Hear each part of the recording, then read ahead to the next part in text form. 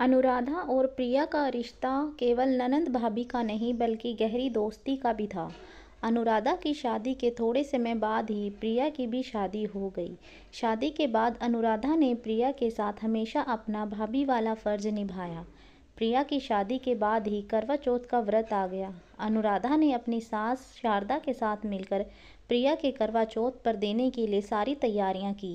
अरे अनुराधा भाभी, माँ आप दोनों। नमस्ते आंटी जी। प्रिया कैसी हो बेटी? बाजार में बहुत जाम लगा हुआ था, वरना हम आधा घंटा पहले ही आ जाते।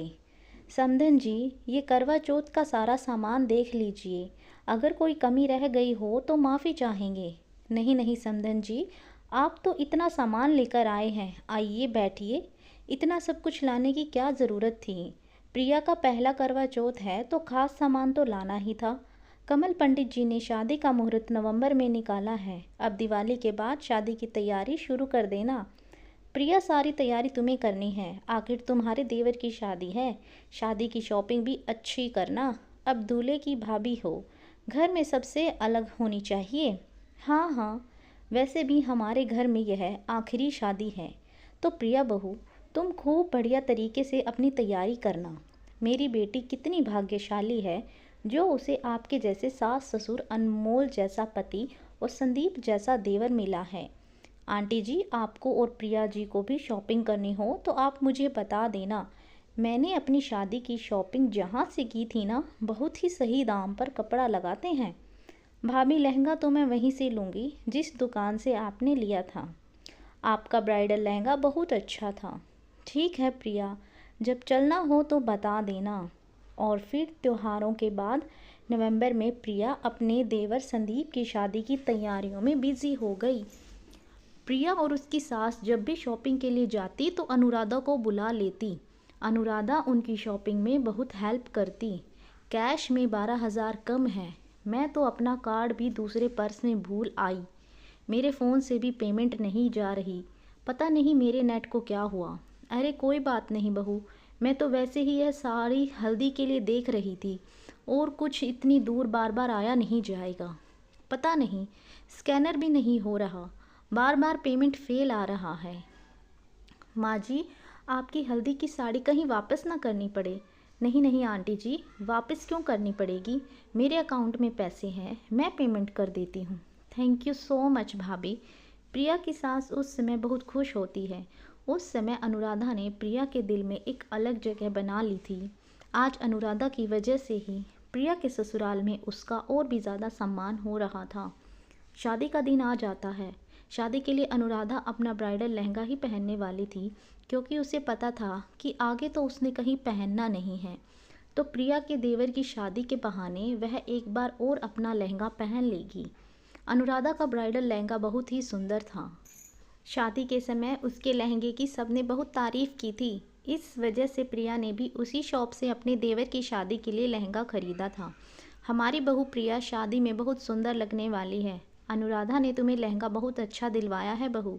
प्रिया, तुम उसके साथ की मैचिंग ज्वेलरी बोल रही थी ना, दुकान बंद ना हो जाए, चलो ले आते हैं। हाँ ठीक है माँ जी, मैं उनके साथ होकर आती हूँ। प्रिया लहंगे के साथ ज्वेलरी खरीदने के लिए चली जाती है। सब कुछ अच्छे से हो रहा था। प्रिया के लिए वह लहंगा बहुत खास था, जिसे पहनकर वह शादी में सबसे खूबसूरत दिखने जाती थी। प्रिया भाभी, बारात के लिए लहंगा आपने बहुत सुंदर लिया है, आप सबसे अलग दिखने वाली हो। वो तो है देवर जी, शादी का दिन आ गया और सब कुछ योजना के अनुसार चल रहा था। बारात जाने से कुछ घंटे पहले प्रिया अपने कमरे में तैयार हो रही थी। प्रिया दीदी, लाओ मैं आपका दुपट्टा सेट कर दूं। वह सामने लहंगे की थाली में देखो, उसी में होगा। इसमें तो नहीं है, मैंने देखा है, थैले में नहीं है, देखो यही कहीं होगा, अभी तो मैंने लहंगा निकाला था। तभी प्रिया को कुछ याद आता है और वह घबराहट में रो पड़ती है। ओह नो, उस दिन मैं ज्वेलरी लेने के लिए दुपट्टा मैचिंग के लिए साथ ले गई थी, कहीं ज्वेलरी शॉप पर ही तो नहीं रह गया। प्रिया अनमोल को बताती है। अनमोल ज्वेलरी शॉप पर कॉल करता है। भैया, हमारी दुकान पर तो बहुत से ग्राहक आते हैं, पर हर दिन किसी का याद नहीं रहता। हमने अपने नौकर को बोल दिया है कि जिसका होगा वह ले जाएगा, तुम तो संभाल कर अलमारी में रख दो, पर कोई लेने नहीं आया। अब तो हम शहर से बाहर हैं और दुकान की चाबी भी हमारे पास है। अब तो आपको दुपट्टा मिलना बहुत मुश्किल है। अब तो 2-3 दिन बाद ही हम वापस आएंगे। हमारे रिश्तेदार की शादी है, हम वहीं गए हुए हैं। प्रिया रोने लगती है क्योंकि उसका दुपट्टा अब नहीं मिल सकता था। उसने बहुत मन से वह लहंगा खरीदा था। प्रिया ने अपना ब्राइडल लहंगा भी कुछ दिन पहले ड्राई क्लीन के लिए दे दिया था। अब वो भी नहीं तैयार थी। प्रिया पूरी तरह परेशान हो चुकी थी। वो घबरा गई और उसकी आंखों से आंसू बहने लगे। वो सोचने लगी कि अब वो रात को कैसे जाएगी। प्रिया के पास समय बहुत कम था और नए लहंगे का इंतज़ाम करना नामुमकिन था। तभी अनुराधा आ जाती है। अनुराधा पूरी तरह से तैयार थी। उसने अपना ब्राइडल लहंगा पहना हुआ था। उसे सारी बात पता चलती है तो वह एक अच्छी और समझदार भाभी होने का फ़र्ज़ निभाती है। अनुराधा आकाश को फ़ोन करती है और घर से अपनी एक हैवी साड़ी मंगवा लेती है। भाभी, अब मैं क्या करूं? मेरा लहंगा पहनने का अरमान तो धरा का धरा ही रह गया। इतने लोगों के बीच में लहंगा नहीं पहनूंगी तो कितना अजीब लगेगा।